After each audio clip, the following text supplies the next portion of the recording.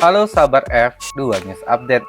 Kali ini kita ada berita tentang jadi tersangka begini modus 6 ex pejabat Antam korupsi 109 ton emas. Tim penyidik menetapkan 6 orang saksi sebagai tersangka. Mereka adalah para General Manager PT Antam. Kejaksaan Agung Kejagung mengusut kasus dugaan korupsi terkait tata kelola emas seberat 109 ton di PT Antam pada tahun 2010 sampai 2021.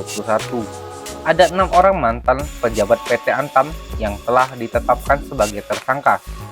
6 orang tersangka itu merupakan mantan General Manager Unit Bisnis Pengelolaan dan Pemurnian Logam Mulia PT Antam dari berbagai periode. Mereka adalah PK menjabat periode 2010-2011, HN menjabat periode 2011-2013, DM menjabat periode 2013-2017, AH menjabat periode 2017-2019, MAA menjabat periode 2019-2021, ID menjabat periode 2021-2022.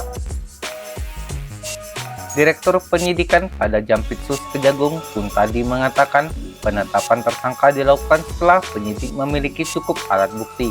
Dia mengatakan 6 tersangka itu telah ditahan. Berdasarkan keterangan saksi dan alat bukti yang telah kami kumpulkan, maka tim penyidik menetapkan 6 orang saksi sebagai tersangka, ujar Direktur Penyidik pada Jampitsus Kejagung pun tadi pada hari Rabu 29 Mei 2024 kemarin. Kuntadi kemudian menjelaskan peran para tersangka. Dia mengatakan para tersangka melakukan aktivitas ilegal terhadap jasa manufaktur yang seharusnya berupa kegiatan peluburan, pemurnian, dan pencetakan logam mulia dengan logo Antam.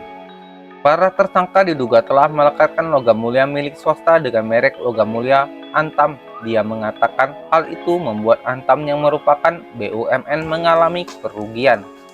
Padahal para tersangka ini mengetahui bahwa pelekatan merek LM Antam itu tidak bisa dilakukan secara sembarangan, melainkan harus didahului dengan kontrak kerja dan ada perhitungan biaya yang harus dibayar, karena merek ini merupakan hak eksklusif dari PT Antam, ujar Kuntadi.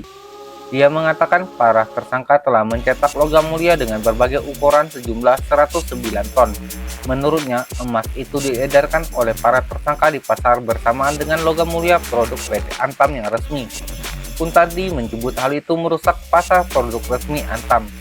Akibat perbuatan para tersangka ini, maka dalam periode tersebut telah tercetak logam mulia dengan berbagai ukuran jumlah 109 ton yang kemudian diedarkan di pasar secara bersamaan dengan logam mulia produk PT Antam yang resmi, ujarnya. Sehingga logam mulia yang bermerek secara ilegal ini telah menggerus pasar dari logam mulia milik PT Antam, sehingga kerugiannya menjadi berlipat-lipat lagi, imbuhnya. Namun Kuntadi belum menjelaskan detail berapa kerugian negara dalam kasus ini.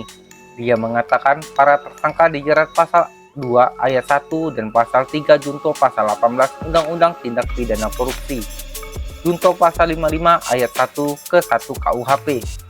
Bagaimana sahabat tanggapan kalian terkait dengan tersangka ex pejabat Antam yang korupsi 109 ton emas? Silahkan tulis pendapat kalian di kolom komentar.